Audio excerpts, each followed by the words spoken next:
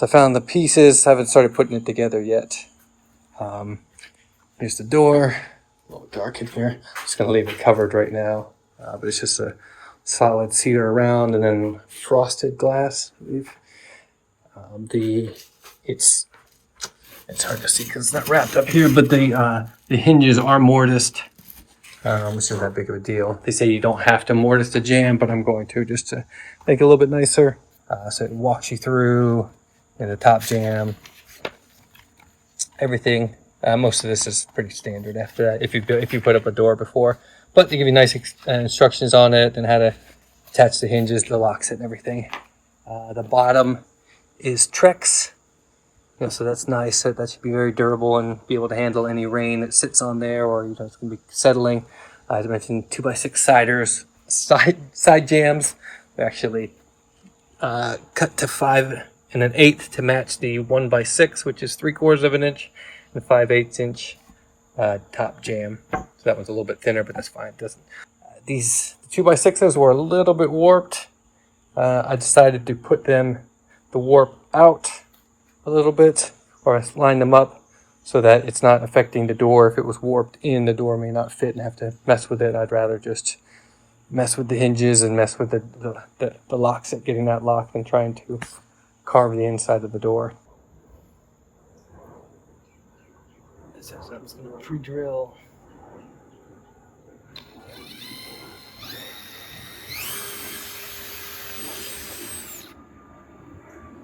It's right here.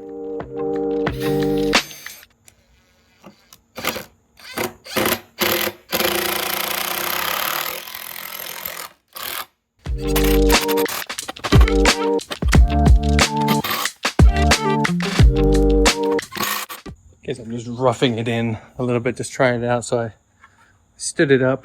There's the Trex at the bottom. You see the door jamb on top of 2 sides into the opening here.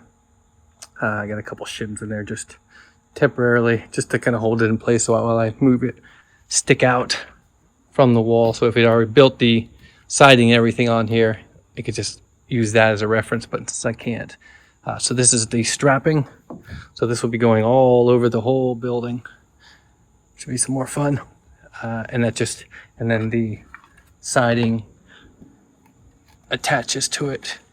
Make sure again it's parallel and also square, because the door can be, skewed this way, either one side or both side, or if one side bowed and one side this way. So you got to get square, and then the whole thing could be square or skewed like a parallelogram.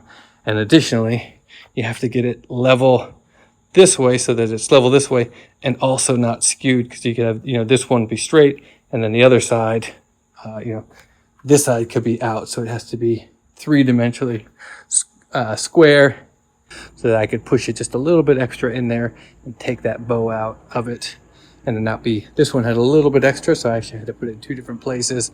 But that one's straight now.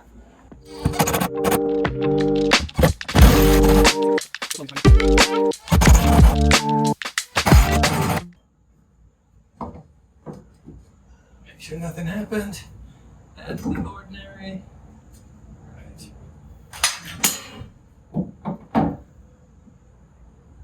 Alright, nice and square, nice and level and tight.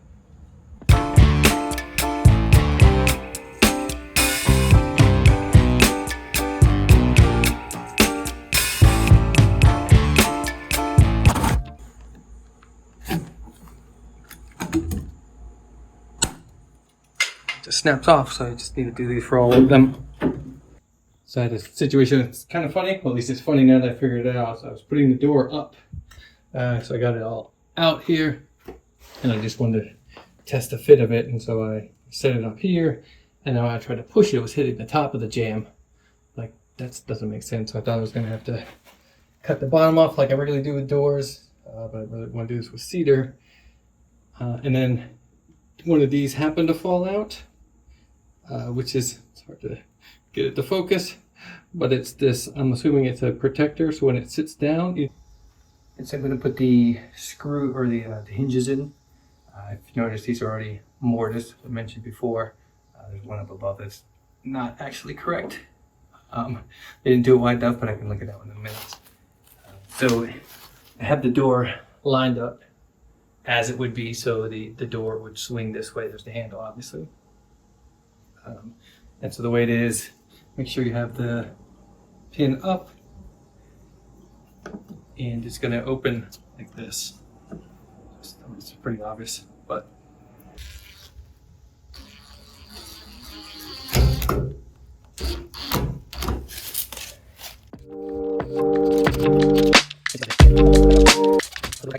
the tough part. So I got them all screwed in here to the door, and then what I want the door is to sit as if it exactly the way it's going to be. So you want to get all these off just a little bit, but all the hinges lined up here. So this gap in the metal right here should be lined up with the edge of the door jamb there. Same thing here. And the way I did it was just coming up with every possible, possible combination of shims to get it just right, so that there's enough of a reveal, or enough at the top, and then enough at the bottom so that it'll clear the bottom. I usually try to get the bottom just a little bit more, just because the weight of the door is going to actually pull down, and it's not going to stay square. So you want just a little bit extra. And also the pencil can't get it perfectly in there, but it's close enough, or I think it's off by both, that when I go to do the mortise, just try to center it on there. So it looks like it should be pretty close here, not hitting on the top. Should have plenty on the bottom. So I'm gonna take this away now. So I can actually pull this away, so you'll see here I have it slightly marked there. All right, so I got it marked out here. I was thinking I was gonna be able to use the jig, and then I forgot that's only for the door, not for the jamb. So I'm going to have to do this by hand with a router. I'm not going to go all the way up against the edge. I'll just get enough and then finish the square off with the chisel. Just, it's hard to do by hand.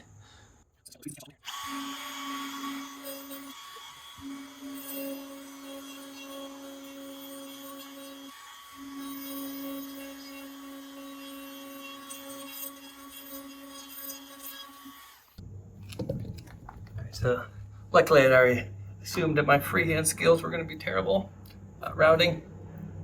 So I had pre-drilled, when I'd set it up there, I pre-drilled the holes, so I didn't have to try to line it up and then come off with. So this is not great, but once it gets stained, I think it's not going to really be visible. So I'm going to start screwing these in, and then just make sure the door can close.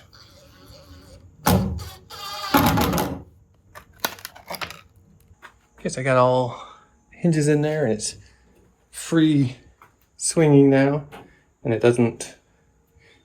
can stay in each place, which means it's level. If it's not level, it wouldn't stay there. It would swing back to one direction, and it actually closes. I'm excited. I got a pretty good reveal on the top, or a gap, pretty even. This is a little close up here.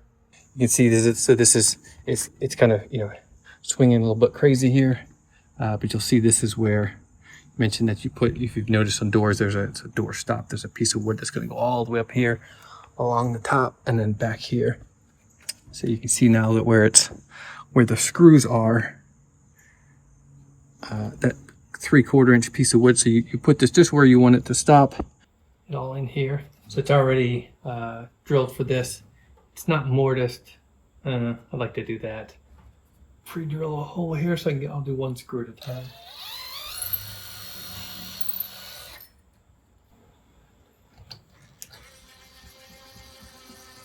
Yeah, do this at a slow speed because it's cedar, and I don't want to drill it all the way down into it.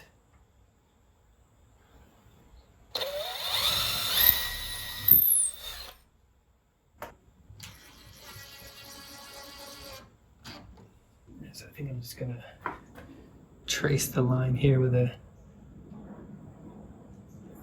knife.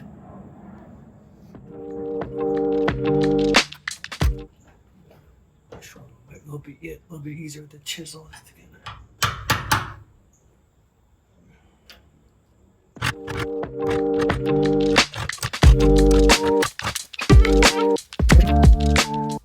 I usually come with a hammer, but this is so soft I might just try it. by hand. It don't end up taking too much.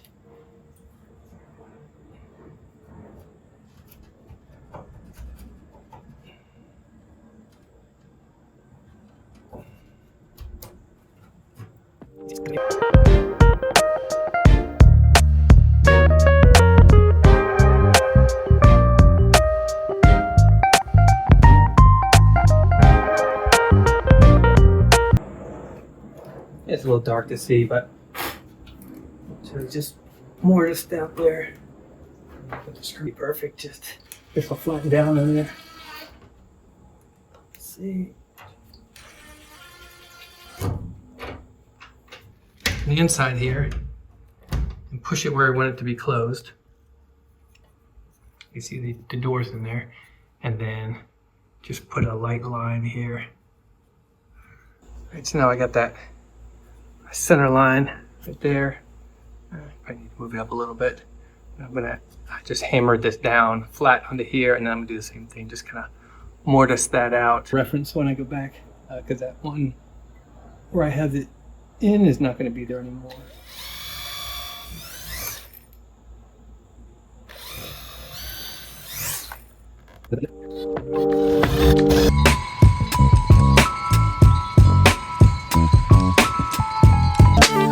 Before you close the door, make sure you have a locking mechanism or one of these mechanisms with you, so that you can actually turn it, because if it goes in there, there's no way to turn it.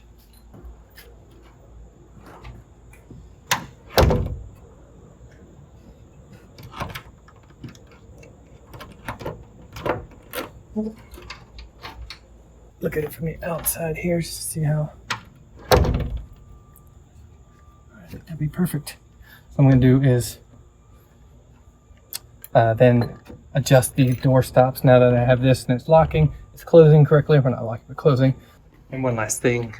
Again, this is not required, but did the same thing. I traced around this and just mortised this.